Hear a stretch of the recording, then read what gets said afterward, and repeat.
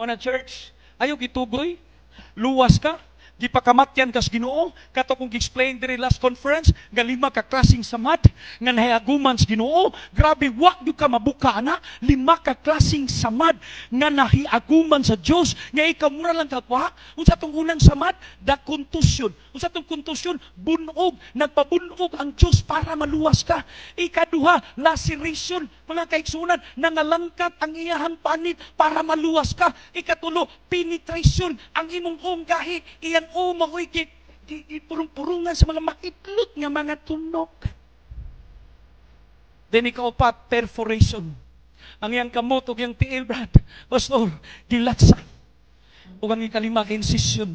Gidulhag ang iyang kilid, ang iyang mga intestine na naputol para maluwas ka. Nga di ni mo tagaagbalor ang imong pagsimba, di ni mo tagaagbalor ang imong pagpangalagad, di ni mo tagaagbalor ang imong paghatag. What we are losing today, the value of service.